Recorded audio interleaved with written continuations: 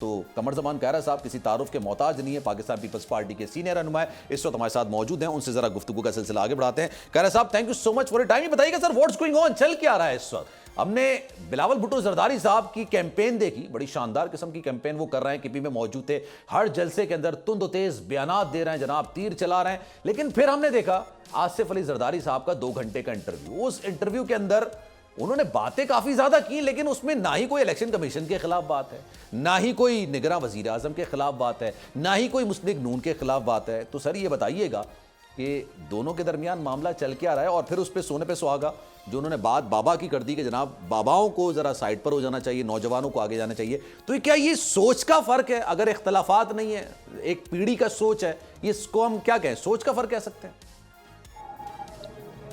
देखिए, जो बिलावल साहब ने बातें कही हैं वो एक बुनियादी बात जिसके गिर्द सारा कुछ घूम रहा है और जिसको बाय लार्ज मीडिया अप्रिशिएट नहीं कर रहा, बल्कि अपने ही एक बात को दबाया जा रहा है। सही है। उन्होंने कहा कि हमारे मुल्क में अब पुरानी सियासत की गुंजाइश नहीं है। पुरानी सियासत क्या है? पुरानी सियासत नफरत है, एक दूसरे के साथ जुल्म ज्यादती है, जेली केस है। इस मुल्क के अंदर वो अमरीयत के दौर में हो, वो सो कॉल्ड जमहूरियत के दौर में हो, वो एक दूसरे से लड़ाइयां हैं। यही वो सबक है जो सीओडी में मोहतरमा बेनजीर भुट्टो शहीद ने सबको दिया था।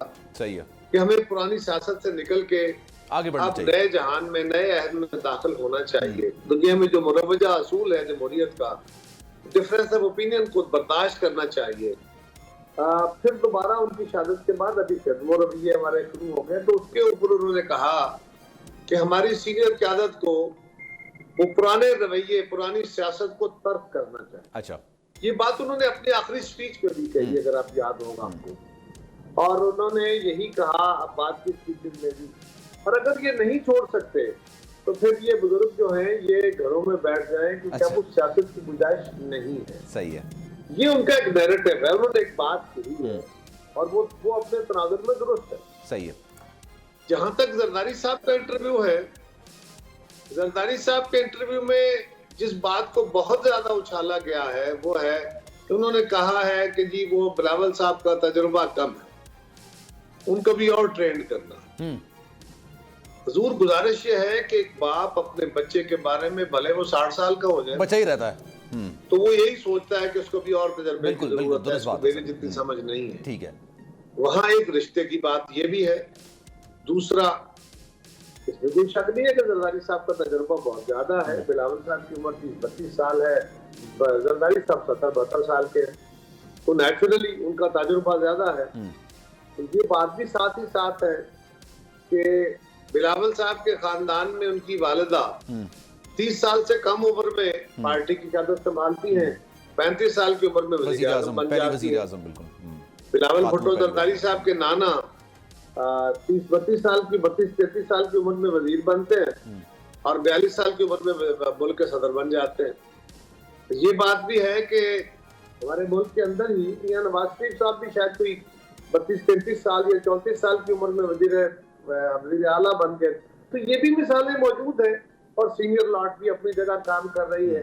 तो उन्होंने जो कहा है उसके जवाब, उसका कोई ये नहीं है कि आउट ऑफ कॉन्टेक्स्ट है, क्योंकि मीर साहब ने उनसे सवाल किया इस तरह और उसके जवाब में उन्होंने कहा कि नहीं, हाँ उनको भी और तजर्बे की जरूरत है। तो मेरे वालिदैन इसी तरह सोचते हैं। बट एक बात याद रखिए, मुल्क मुश्किल तरीन हालात में था, अपने पराये दोस्त अहबाब सब नाराज थे, अमेरिका से लेके यूरोप से, चीन से, सऊदी अरब से, सारे इदारे नाराज थे, IMF, वर्ल्ड बैंक, सब पिछली उनसे, हमारे सबसे पहली हुकूमत के जो रवैये थे उनसे। सही है। और उसके जवाब में वो मुल्क को संभालते हैं। मुल्क की क़यादत जब आती है तो वो वजीर खारजा बनते हैं और वजीर खारजा की डिमांड की थी मियां शहबाज शरीफ साहब ने कि बिलावल साहब आप वजीर खारजा बने। सही है।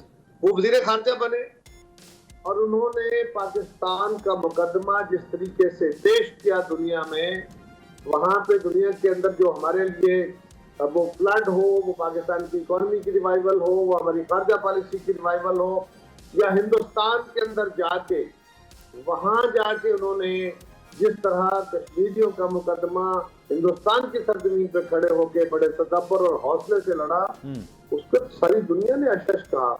यही बात उन्होंने कही है कि मुझे नई नस्ल को भी अगर जिम्मेदारी दी गई तो मैंने वो दर्जा उतर निभाई है। उस वक्त भी बहुत कहा गया कि जी बिलावल साहब बच्चे हैं, अभी इनकी एक्सपीरियंस नहीं है, फला नहीं है, लेकिन ही प्रूव कि उन्होंने आसान तरीन तरीके से पाकिस्तान की खारजा पॉलिसी को और खारजा वजारत को चलाया, जिसके समरात पाकिस्तान को मिले। अपने पराए सारे उसके मोतरफ हैं। यही बात उन्होंने ये कही है कि मुझे आपने एक मौका दिया। लेकिन सर मैं यहाँ पर सर एक जसारत आपके सब मैं जाहिर सी बात है सवाल करने की करना चाहूंगा। वजह यह है कि सर आपने बात की कि मीडिया नहीं उछाल रहा। सर ये बात मैं आपको प्रिसाइजली बोल दूं कि मीडिया ने वो बात नहीं की, वो बात की है बिलावल भुट्टो जरदारी साहब के वालिद आसिफ अली जरदारी साहब ने बात की है। और जब बिलावल भुट्टो जरदारी साहब वजीर खारजा बने थे तो उनका जो प्रिसाइजली भारत का दौरा था उसके अंदर जो उनकी बॉडी लैंग्वेज थी, मैंने यहां पर शोज में बैठ के उसको काफी ज्यादा सराहा था, मैंने उसको काफी ज्यादा अप्रिशिएट किया था। मैं इसको आपको क्लियर करना चाहता। दूसरी बात, वो कॉम्पिटेंट हैं या नहीं है, उनको ट्रेनिंग की जरूरत है या नहीं है, वो ट्रेन हुए नहीं है, ये मैं नहीं कह रहा, ये आसिफ अली जरदारी साहब कह रहे हैं। तो मैं क्या समझूं सर कि एक बंदा चेयरमैन के लिए ट्रेन नहीं है तो वजीर आज़म। मैंने अर्ज किया ना कि जरदारी साहब ने ये किसी अपने ख्याल में किसी तकरीर में नहीं कहा। जब सवाल का जवाब दिया जाता है ना तो उस सवाल का एक अपना तनाजुर होता है। आप बड़े समझदार लोग हैं, बड़े ट्रेंड हैं, आप अपने सवाल को जिस तरह क्राफ्ट करते हैं तो बाज़ औक़ात उसके जवाब में कुछ बातें होती हैं जो हालात के तनाजुर में होती है, उसके माने वो नहीं होते। अब ये सवाल आया कि जी बिलावल साहब जो ये बातें कर रहे हैं, आप तो ये कह रहे हैं, बिलावल साहब ये कह रहे हैं, तो उन्होंने कहा बिलावल साहब को भी उनका तजर्बा उतना नहीं है। ये बात इसको बहुत उछाला गया। सही है, ट्रेनिंग की जरूरत तो और बात होती है। तो बेसिकली इशू क्या है कि उनका तजर्बा उतना नहीं है। तो हम कब कह रहे हैं कि है, हाँ बिलावल साहब का तजर्बा जरदारी साहब जितना तो नहीं है, अच्छा, लेकिन बिलावल साहब के टैलेंट को साथ ही उन्होंने कहा कि वो बहुत ज़हीन है, वो बहुत आला इदारों से पढ़े हुए और मुझसे बेहतर बात कर लेते हैं। ठीक है, तो ये उस तनाजुर में गुफ्तगू थी, उसके ऊपर सारा जहान पल गया कि पता नहीं जरदारी साहब ने उनको क्या। चले ये बात भी हो गई सर। अब उन्होंने उसके साथ साथ ना देखिए, आप हैं फैसल करीम गुंडी साहब हमारे साथ शो में मौजूद थे, जितने भी पाकिस्तान पीपल्स पार्टी के नुमाइंदगी कर रहे होते हैं हमारे साथ मौजूद होते हैं, कहते हैं कैंडिडेट कोई और नहीं है बल्कि बिलावल भुट्टो जरदारी साहब है वजीर आजम के लिए। साबिक सदर साहब ने ये बात बोल दी कि जना टिकट मैं देता हूं, तो उन्होंने कभी भी ये अपनी बात में मेंशन नहीं किया कि बिलावल भुट्टो जरदारी साहब ही वजीर आजम होंगे। तो क्या दो राय हैं इसमें? मेरे ख्याल में कोई राय दूसरी नहीं है। चेयरमैन ही पार्टियों के से जो होते हैं, अगर हमारी पीपल्स पार्टी को अक्सरियत मिलती है या हम हुकूमत बना सकते हैं तो बिलावल साहब बनेंगे। और ये बात जरदारी साहब इससे पहले कई दफा कह चुके हैं। ठीक है, सही है, कह चुके हैं वो। सवाल अब तो सिर्फ इतना है कि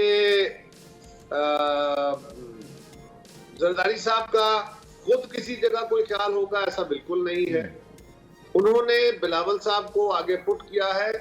जो टिकट देने का इशू है ना, वो basically people's party, Pakistan people's party की पार्टी है, जो भुट्टो शहीद की पार्टी थी, जो बीबी शहीद की पार्टी थी। एक वक्त आया जब हमारी जमात को इलेक्टोरल प्रोसेस से बाहर निकालने के लिए जाओ ने ये इस्तेमाल किया और हमने पाकिस्तान पीपल्स पार्टी पार्लियामेंटेरियन बनाई। जब तलवार का निशान हटा दिया गया और पीपल्स पार्टी को कहा गया कि हम आपको इलेक्शन नहीं लड़ने देंगे, सही है, तो फिर हमने Pakistan people's party parliamentarian register कराई और साथ ही उसका नया निशान तीर मिला। अब जब हमने वो वक्त गुजर गया, ये हालात के ताबिक एक फैसला था, तो उसकी कुछ एक वरना ये पार्टी में फैसला हुआ, इसमें बड़ी मुशावरत हुई कि अब दोनों पार्टियों को पीपल्स पार्टी पार्लियामेंटेरियन को मर्ज कर देना चाहिए मदर पार्टी में, क्योंकि ये खास वक्त के लिए बनाई गई थी। लेकिन उसकी कुछ टेक्निकलिटी थी। उसमें सेनेट के हमारे जो मेंबर्स बैठे हैं, अगर हम इस पार्टी को उधर लेके जाते हैं तो उसके कुछ प्रॉब्लम आते थे, कुछ सूबाई हुकूमतों के इशू थे, तो उस वक्त ये फैसला किया गया कि दोनों जमातों को पैरेलल चलने देना चाहिए। तो बिलावल साहब मदर पार्टी के चेयरमैन हैं और जनाब आसिफ अली जरदारी साहब पाकिस्तान पीपल्स पार्टी पार्लियामेंटेरियन के, जो हमारा पार्लियामेंट्री विंग है, वो उसके सदर हैं। तो इसमें कोई भ्रम वाली बात नहीं है। चले सर, मूविंग फॉरवर्ड, मैं आगे बढ़ता हूं। सब इशू करते हैं क्योंकि पार्लियामेंटेरियन के सरबराह। ठीक है सर, हो गया, डन हो गई। सब्सक्राइब करें और बेल दबाएं ताकि कोई खबर रह न जाए।